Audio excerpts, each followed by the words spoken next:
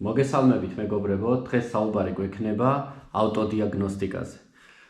ავტოდიაგნოსტიკა არის თქვენთვის ერთ-ერთი საინტერესო და საყვარელი თემა, როგორც მე მივხვდი, რადგანაც მას შემდეგ, რაც ამ არხზე სხვადასხვა ავტოდიაგნოსტიკებზე მქონდა საუბარი, ძალიან დიდი გამოხმაურება და ინტერესი მოყვა თქვენი მხრიდან. ამიტომ გადავწყვიტე დღეს კიდევ ერთი ვიდეო შემოგთავაზოთ ამ საკითხთან დაკავშირებით. არ შეიმჩნიოთ, რომ ასეთი შეფუთული ვარ, ჩვენთან გერმანიაში ძალიან მაგრად ცივა, თან ცოტა გაციებული ვარ და ამიტომ ვარ ასე. მოკლედ, გადავიდეთ ახლა კონკრეტულად თემაზე. ბოლო რამოდენიმე წლის განმავლობაში ძალიან ბევრ ავტოდიაგნოსტიკასთან მქონდა შეხება. ეს იყო ძვირიანი, საშუალოფასიანი, დაბალფასიანი თუ ასე შემდეგ. მაქვს და მქონდა ძალიან ბევრი სხვადასხვა დიაგნოსტიკა, როგორებიც არის აი ძველი დელფი, ასევე ახალი დელფი, ეს არის VCDS-ი, BOS, ბევრი სხვადასხვა ავტოდიაგნოსტიკა და რა ვიცი კიდევ რომელი ერთი ჩამოვთვალო. ყოველდღიურად ვიყენებდი ამ ყველაფერს, ასე პირად გამოყენებაში, ასე რომ ვთქვათ, სამსახურის შემდეგ, ჩემთან აქ გარაჟში, სხვადასხვა ავტომობილებზე, ხოლო სამსახურში კი ძალიან ძვირად ღირებული ავტოდიაგნოსტიკებით მუშაობთ, სხვანაირად არ გამოდის და ამ თემაზე არ გავამახვილებ ყურადღებას ამ ძალიან ძვირიანებზე, რადგანაც ჩვეულებრივი ადამიანისთვის ფაქტიურად ხელმისაწვდომი არ არის. უпростоრად ხელმისაწვდომია, მაგრამ ვერ შევიძენთ, რადგანაც აქ რამოდენიმე ათასებზეა საუბარი, 5, 6, 7 და 10,000 ევროებამდე მერყეობს ამ ძვირად ღირებული დიაგნოსტიკის ფასები. ჩვენ კი დავრჩეთ რეალობის ფარგლებში, რაც ჩვენთვის ბიუჯეტური და ხელმისაწვდომია და დღეს მინდა ერთ-ერთი ასეთი დიაგნოსტიკა წარმოგიდგინოთ. ეს არანაირად არ არის ამისი არც რეკლამა, არც არაფერი, თქვენ შეგიძლიათ არც შეიძინოთ და მე არანაირ ლინკს არ დავდებ და ასე შემდეგ. ეს არის დიაგნოსტიკა King Bollen. რატო შევაჩერე ახლა ამაზე არჩევანი? როგორც გითხარით, როგორც Delphi, VCDS, BOS, სხვა დიაგნოსტიკებით და ასე შემდეგ, მუშაობდი სხვადასხვა მარკის ავტომობილებთან, ბიუჯეტური ავტოდიაგნოსტიკებით, როგორც ჩამოვთვალე და მოკლედ Delphi ძველი ძალიან კარგად მუშაობდა და აი 99% კმაყოფილი ვარ. შემდეგ ახალი Delphi კიდევ უფრო გაუმჯობესებულია და ბევრად უფრო მაგარია, მაგრამ რატომღაც ძველ Windows-ზე არ იწერება, ჭირდება ახალი Windows-ი, ახალ Windows-ზე რაც არ უნდა გათიშოთ ანტივირუსები, firewall-ი, ის ასე შემდეგ მაინც შლის. და მოკლედ ამას არ ჩაუღრმავდები, იმიტომ რომ შორს წაგვიყვანს და ეს ყველა სხვადასხვა დიაგნოსტიკები საბოლოო ჯამში რაღაცა რო გჭირდება, ნერვებს გიშლის, გჭირდება რამოდენიმე ლეპტოპი, მაქვს ახლა 3 თუ 4 ლეპტოპი, რომელზეც სხვადასხვა ავტოდიაგნოსტიკებია დაინსტალირებული და მაშინ, როდესაც სასწრაფოდ მჭირდება, რაღაცა ხდება და სწორედ ამ მომენტში არ მუშაობს. ამიტომ ვეძებდი რაღაც ავტოდიაგნოსტიკას, რომელიც მეტნაკლებად ყველა მარკასთან იმუშავებდა და მეტნაკლებად ყველა ფუნქციას შემისრულებდა ამ ფასის კატეგორიაში. დღესდღეობით არის უამრავი რაოდენობა ავტოდიაგნოსტიკების, ეს არის launch-ი, აუტელი და რა ვიცი არ ჩამოვთვლი რა არ არსებობს რა მოკლედ, მაგრამ მე ამ ფასის ფარგლებში შევაჩერე არჩევანი ამ ავტოდიაგნოსტიკაზე ბევრი ფიქრის შემდეგ. ეს არის ავტოდიაგნოსტიკა King Bollen. არ ვიცი ხა გაგიგიათ, არ გაგიგიათ. King Bollen დაახლოებით იგივე სისტემაში მერყეობს როგორც launch-ი, მაგრამ ბევრად უფრო მეტი ფუნქციებით მე ასე ვიტყოდი ამ ფასის ფარგლებში, რადგანაც არსებობს ავტოდიაგნოსტიკები, რომლებსაც ერთხელ შეიძენს, შემდეგ კი რაღაც თანხები გაქვთ გადასახდელი რაღაცა პერიოდის შემდეგ. ესენი დაახლოებით პლუს მინუს ვიტყვი, დაახლოებით ასე 300 ევროში მერყეობს, შეგიძლიათ ნაკლებადაც შეიძინოთ, შეგიძლიათ მეტად. არის ევროპული ვერსიები, რომელიც 3 წლის განმავლობაში ავტომატურად მოგცემთ განახლებებს და შეგიძლიათ 3 წელი მუდმივი ახალი პროგრამა გქონდეთ, ხოლო 3 წლის შემდეგ, როგორც ვიცი, დაახლოებით ასე 100 евро არის წელიწადში გადასახდელი, რომ განაახლოთ, მაგრამ ეს იმას არ ნიშნავს, თუ არ განაახლებთ, ვერ გამოიყენებთ. მაინც გამოიყენებთ იმ განახლებით, რაც დღევანდელ დღეს აქვს თქვენს დიაგნოსტიკას. ამ შემთხვევაში ჩინეთიდანაც როგორც ყველაფერი არსებობს, ჩინური ვარიანტიც არსებობს და ამას დავაკონკრეტებ ახლა რა პლუსები და მინუსი თუ აქვს საერთოდ რამე. ჩინურ ვერსიაში მუდმივი სამუდამო განახლებებით არის, ასე გვპირდებიან რომ მუდმივი განახლება ექნება არა 3 წელი, არამედ ყოველთვის განახლდება. და რა გვაქვს ახლა ამ ყუთში? ძალიან კარგი ესეთი ჩანთა აქვს. კომფორტულად შეგიძლიათ გადაადგილდეთ სადაც გინდათ ავტოდიაგნოსტიკით. აი ასეთი ავტოდიაგნოსტიკა არის. თვითონ აპარატი, აი ესე კარგი რეზინის შესრულებით, არანაირად რაიმე უხარისხო და ცუდ შეგრძნებელ სარტოვებს, როდესაც ხელში გიჭირავთ, ძალიან მაღალ ხარისხიან და მიხვდებით, რომ რაღაც კარგი აპარატი გაქვთ, ასე რომ ვთქვათ, ხელში, სატენი მოყვება, შესაერთებელი OBD-ში და თავისი სატენი კიდე დანარჩენი სხვადასხვა თავებით. მოკლედ ჩვენ გვჭირდება ამ შემთხვევაში მხოლოდ ეს მანქანაში შესაერთებელი, Bluetooth-ის ადაპტერი და გვჭირდება თვითონ ეს დანადგარი. გვაქვს უკან კამერა, შეგვიძლია ვიდეო და ფოტო გადაღებაც გავაკეთოთ, თუ კლიენტისთვის გვჭირდება, ან ჩვენთვის რაღაცას გადავუღოთ ავტომობილში, რომ შემდეგ გქონდეს აქ. აქ გვაქვს USB-ს შესაერთებელი და თან ჩვეულებრივი სატენი, რომელიც დღესდღეობით ყველა ფერზე შეგვიძლია შევაერთოთ და დავტენოთ, დაუკავშიროთ. და გვაქვს აი ასეთი მენიუ, რომელსაც ახლა დეტალურად გაჩვენებთ. მაგრამ რას ვითხოვთ ჩვენ დღესდღეობით ავტოდიაგნოსტიკისგან? ჩამოვთვალოთ უბრალოდ და გეტყვით თუ რა შეუძლია ამ დიაგნოსტიკას. პირველი, ყველაზე მარტივი, რომელიც ნებისმიერ დამწყებს ესაჭიროება, რა არის?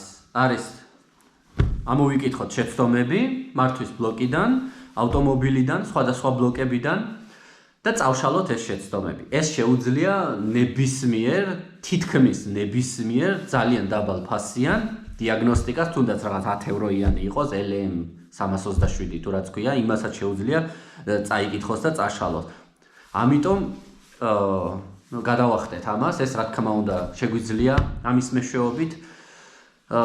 შემდეგ რა გვესაჭიროება კიდევ, როდესაც მანქანასთან მუშაობთ? რა თქმა უნდა, სერვისის შემდეგ ჩამოყრა იმ მონაცემების და პარამეტრების განულება, რომელსაც გვაჩვენებს ავტომობილი, რომ შესაძლებელია, მაგალითად, გვეუბნება, რომ Z-ი შესაძლებელია, სერვისია ჩასატარებელი, ჩავუტარეთ სერვისი, შევცვალეთ Z-ი და რომ ჩამოვყაროთ, გავანულოთ ეს ყველაფერი და 0-ზე დადგეს და თავიდან დაიწყოს ავტომობილმა ისევ ათვლა. რა თქმა უნდა, ამის გაკეთება ყველაფრის შეგვიძლია, ამის მეშვეობით.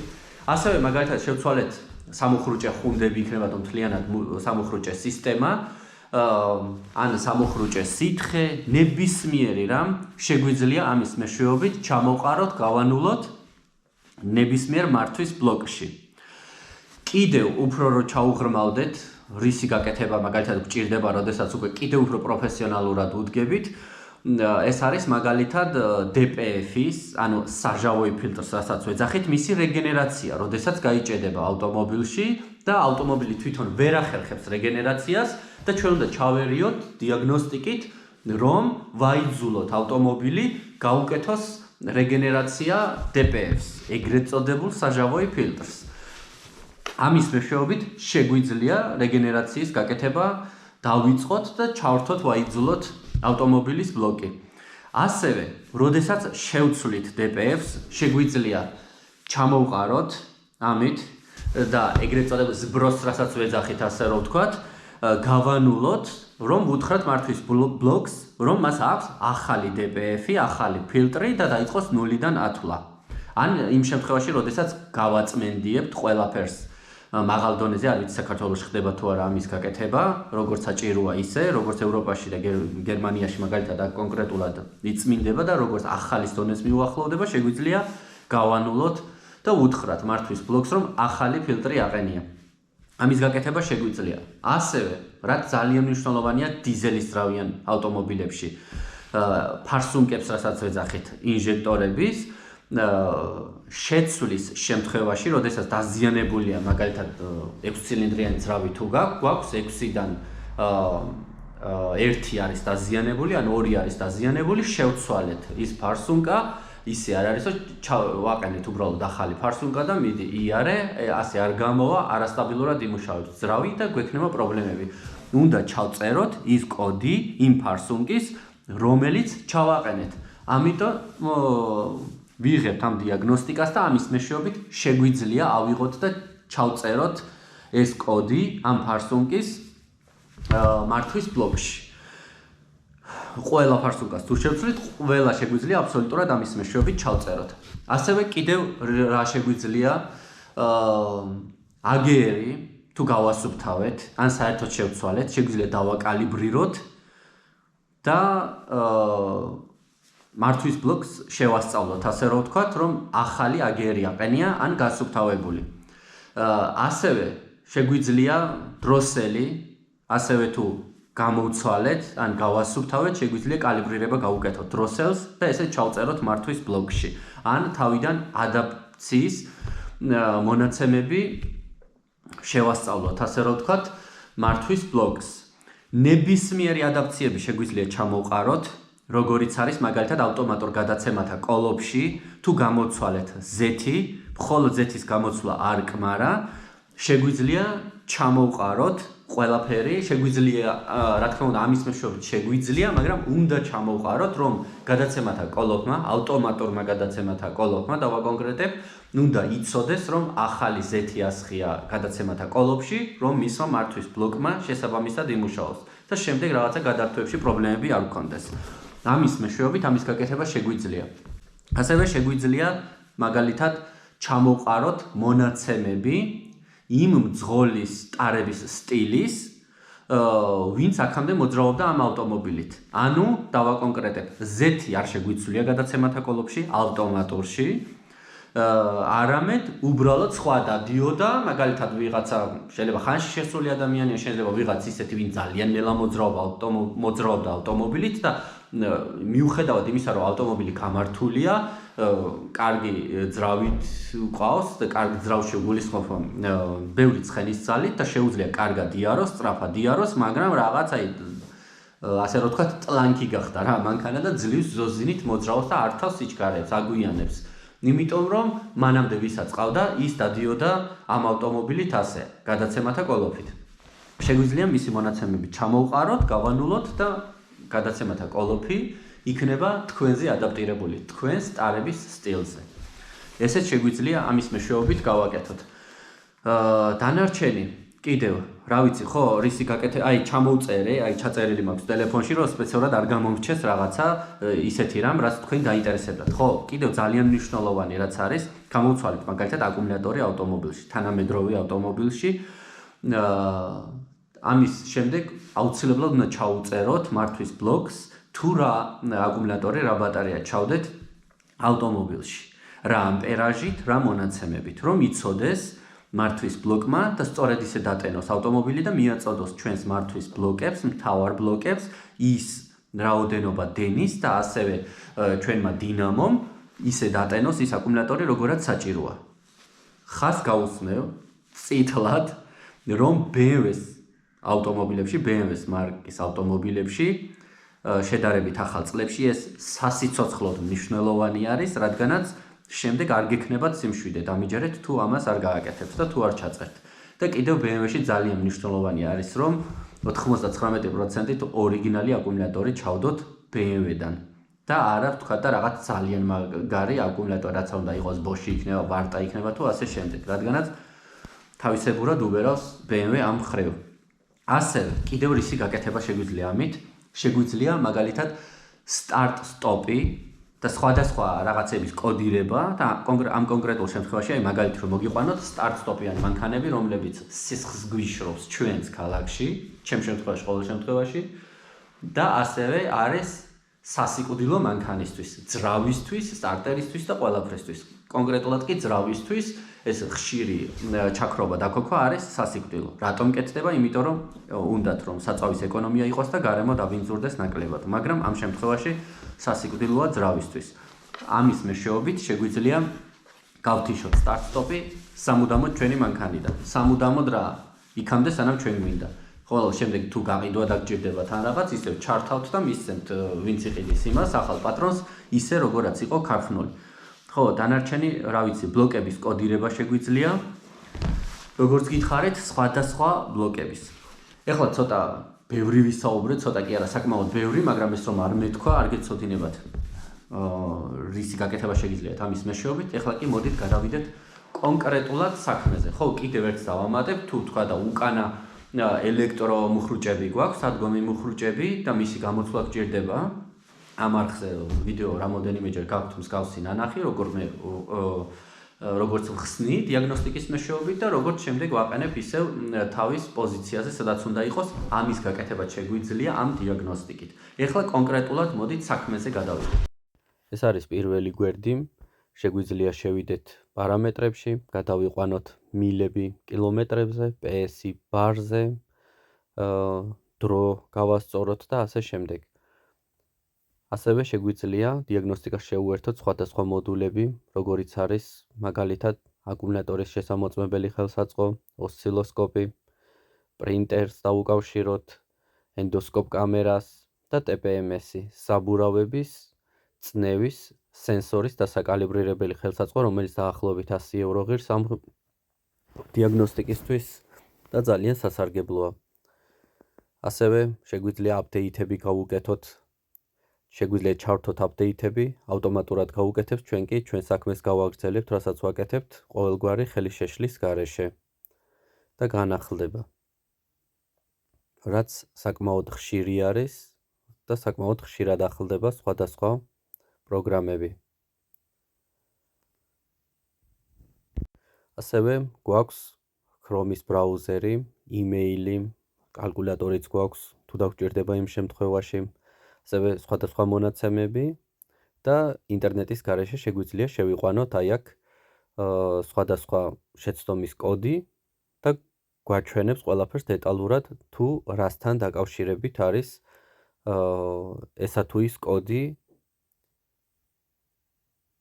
ჩაწერილი ჩვენს მართვის ბლოკში.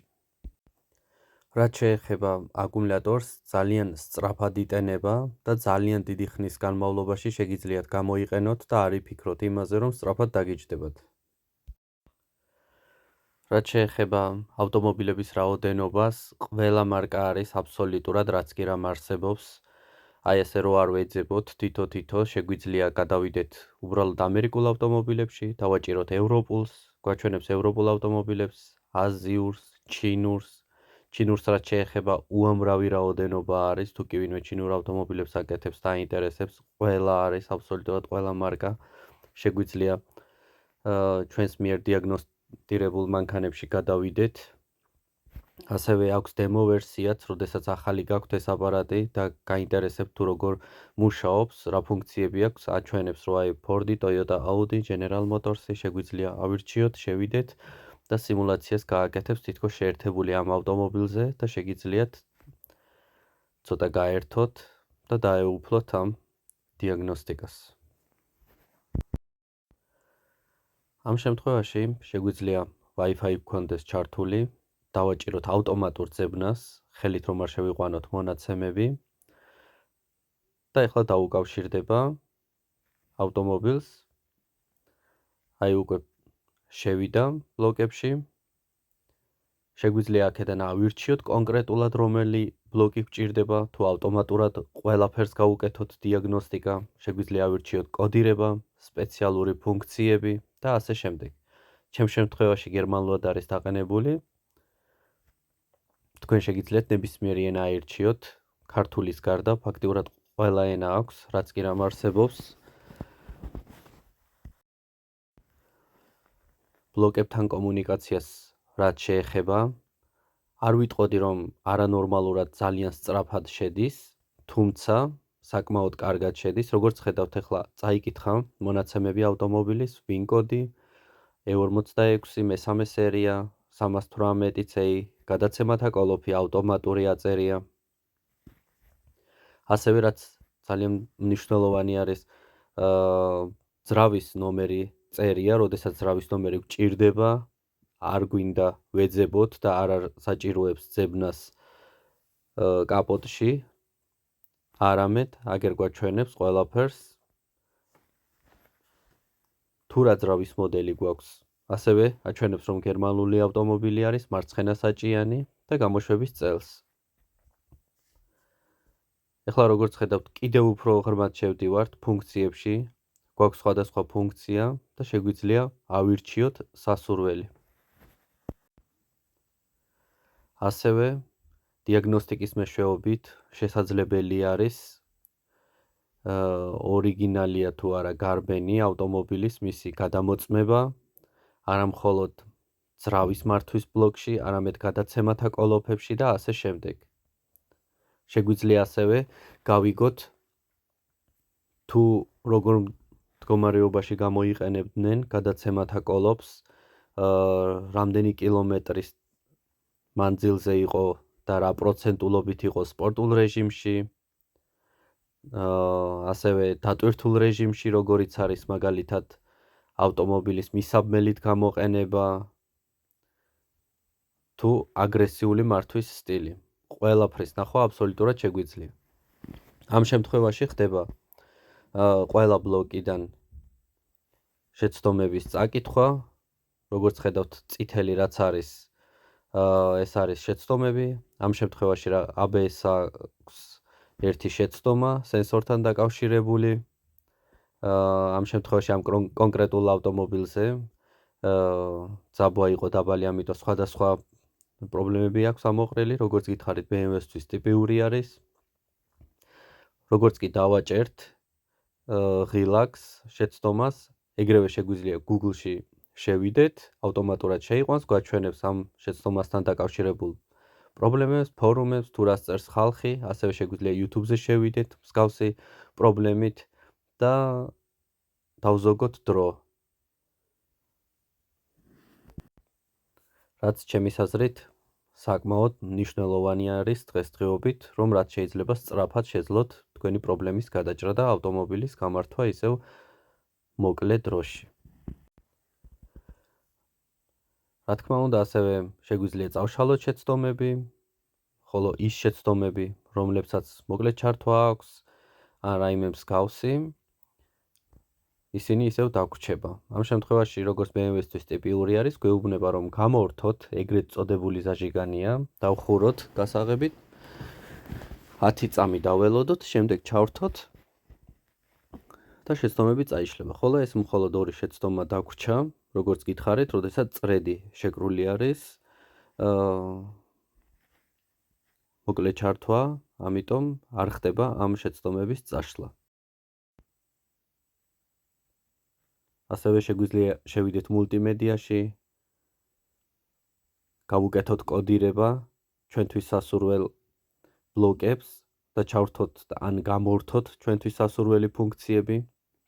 ამ შემთხვევაში, როგორც ხედავთ, შესული ვართ ძრავის ბლოკში, შეგვიძლია ადაპტაციები ჩამოვყაროთ, ყველაფერი გავანულოთ, რისი განულებაც გვსურს. აი ბოლოდან მეორე, როგორც ხედავთ, ვალვტრონიკი შეგვიძლია გავანულოთ, თავიდან შევასწავლოთ მონაცემები და კალიბრირება გავუკეთოთ. მას შემდეგ თუ ვალვტრონიკს შევეხეთ, ან დაშლილი გვქონდა მასთან დაკავშირებული რაიმე დეტალი. აქ შეგვიძლია ჩამოვყაროთ მონაცემები, AD+ მონაცემები გავანულოთ, სამუხრუჭე სითხის შეცვლის დროს ABS-ის ბლოკი გადავიყვანოთ საჭირო მოცემულობაში, Airbag-ი შეგვიძლია ჩამოვყაროთ და გავანულოთ, როგორც გითხარით, აი აკუმულატორის ჩაწერა შეგვიძლია, ასევე მუხრუჭების გამოცვლის შემთხვევაში შეგვიძლია ჩამოვყაროთ მონაცემები, DPF-ის რეგენერაცია, AGR-ის ადაპტაცია, დროსელის ადაპტაცია, ჩავწეროთ ახალი გასაღები, ან წავშალოთ პირიქით, ავტომატურ გადაცემათა კოლოფის ადაპტაციებსაც ვხედავთ, შეგვიძლია კოდირება გავუკეთოთ ინჟექტორებს, როგორც გითხარით, ფარსუნკები ჩავწეროთ, სეთი ჩამოვყაროთ, სეთის მონაცემები, საჭის სენსორის შეგვიძლია კალიბრირება გავუკეთოთ, გავთიშოთ სტარტ-სტოპი და კიდევ ბევრი მრავალი სხვა. ასევე შეგვიძლია შევიდეთ მართვის ბლოკში და ძალზედ სასარგებლო ფუნქცია გამოვიყენოთ, როგორიც არის live მონაცემების ნახვა. ეს იქნება სხვადასხვა სენსორები, ტემპერატურის სენსორები, წნევის სენსორები, სხვადასხვა ჩამრთველები თუ ასე შემდეგ. მაგალითად, როგორიც არის სამოხრუჭე პედალის სენსორი, შემშვები, ტემპერატურა ჰაერის, წნევა, ასევე როგორც ხედავთ ახლა ავირჩი ძაბვა, დინამოდან მომავალი, თუ რა ძაბვა აქვს ავტომობილს და რა ძაბით იტენება აკუმულატორი, სამოხრუჭე ჩამრთველი როგორც ხედავთ ავირჩი, ასევე ახლა ავირჩევ გაზის პედალს და ეს ყველაფერი გვეხმარება იმაში, რომ მანქანის დაშლის გარეშე დაუშლელად ამა თუ იმ დეტალის გავიგოთ, მოდის თუ არა ამა თუ იმ დეტალთან ძაბვა და მუშაობ მდგომარეობაში არის თუ არა. აი როგორც ხედავთ, ტემპერატურას აჩვენებს ამჟამინდელს, ვოლტაჟს აჩვენებს, თუ რამდენი აქვს ახლა აკუმულატორს. ხა დაჭერილი არ არის სამოხრუჭე პედალი, მოხრუჭის პედალი არ არის დაჭერილი, nicht betätigt დაწერია გერმანულად, აი ხა დავაჭერ და ნახავთ რომ შეიცვლება ეს ყველაფერი. აი ხა დაველოდოთ. გამოჩნდება ალბათ, აი betätigt დაწერია, ეს ნიშნავს გერმანულად რომ დაჭერილი არის. ხოლო მას შემდეგ რაც ფეხს ავუშვებ, ისევ აწერია რომ არ არის დაჭერილი, ანუ მუშა მდგომარეობაშია. ასევე გაზის პედალი 0%-ით არის დაფიქსირებული, ხა ოდნავ დავაჭირე. აიწია როგორც ხედავთ, ხა კიდევ უფრო მეტი, ფეხს ავუშვებ, ისევ ნაკლებია. ასევე ქვემოთ kickdown-ის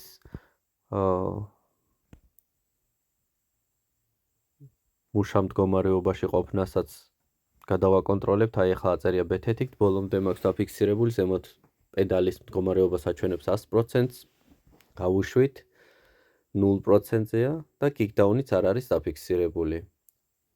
ეს არის უბრალოდ მაგალითი იმისა, თუ რა შეგვიძლია შევამოწმოთ და აქ არის აბსოლუტურად ყველაფერი. თუ კი რამის შემოწმება შეიძლება ნებისმიერი რამ, როგორიც არის ლამბდა ზონდი და კიდევ სხვა მრავალი, ასევე რასპრედვალის სენსორები, შემშვები, გამშვები, ნებისმიერი რამ აბსოლუტურად შეგვიძლია ავირჩიოთ. დეტონაციის სენსორები სხვადასხვა ცილინდრზე, გამაგრილებელი სითხის ტემპერატურა შეგვიძლია ავირჩიოთ. აი ახლა როგორც ხედავთ, ავტომობილი ცივია, 5 გრადუსზე უფრო ნაკლებია, 4.4, 4.5 გრადუსი.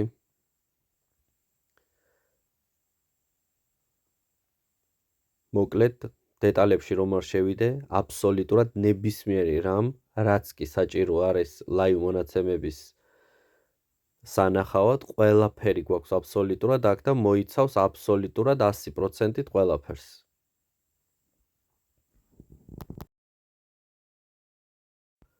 ამ შემთხვევაში ასევე კიდევ შეგვიძლია შევიდეთ ამა თუ იმ დეტალში და ჩავრთოთ ან გამორთოთ, რომ გავიგოთ მუშა მდგომარეობაშია თუ არა.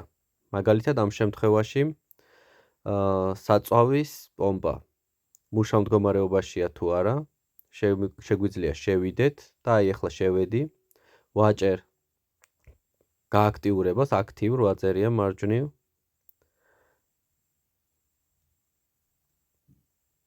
და ამ შემთხვევაში ზუსტად ამ წუთას მესმის თუ როგორ მუშაობს ავტომობილის პომპა. ეხლა ვაჭერ სტოპს და გაითიშება. ასევე შეგვიძლია შევიდეთ გამაგრილებელი სითხის ვენტილატორი, რაც უყენია, კულერი. შეგვიძლია გავააქტიუროთ. ეხლა თქვენ არ გესმით, მაგრამ მე აქ გარაჟში მესმის თუ როგორ ჩაირთო და მუშაობს. სტოპის დაჭერის შემთხვევაში ახლა კი გაითიშა. ასე შეგვიძლია ნებისმიერ რაღაც ჩავრთოთ ან გამორთოთ. უბრალოდ თუნდაც ელექტროშუშები რო იყოს, აწევ-დაწევა, შეგვიძლია აქედან გავააქტიუროთ. თუ რას მოგცემს ეს? იმას, რომ გავიგებთ ამა თუ იმ დეტალთან მოდის თუ არა ძაბვა. და შეგვიძლია შემდეგ გამორიცხვის მეთოდით უკვე მივყვეთ პრობლემის ძებნას. ეს რა თქმა უნდა, ვინც უფრო ღრმად ეხება ავტომობილს, მათ დასჭირდებათ და იციან თუ რისთვის არის ეს ყველაფერი საჭირო. მე უბრალოდ გაჩვენებთ თუ რა ფუნქციები აქვს და რა დონეზე შეგვიძლია ჩავერიოთ.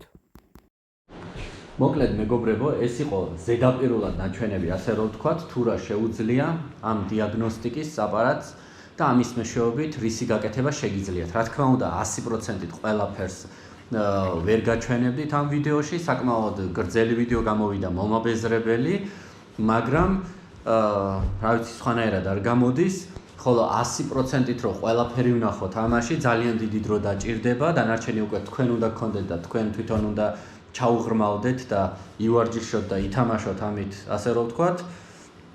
იმიტომ რომ 100%-ით მეც არ ვიცი ხო სხვადასხვა ავტომობილთან სხვადასხვანაირად აკეთებს რაღაცებს, ანუ რისი თქმა მსურს, რაღაც ახალ მოდელზე უფრო მეტი ფუნქციები გაქვს, ძველზე უფრო ნაკლები ფუნქციები გაქვს და ასე შემდეგ.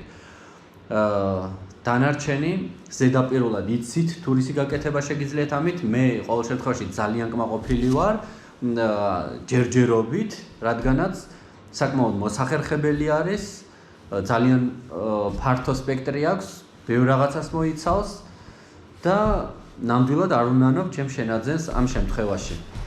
მე კი ამით მინდა დაგემშვიდობოთ, წარმატება გისურვოთ ყველას, მომავალ შეხვედრამდე კარგად ბრძანდებოდეთ.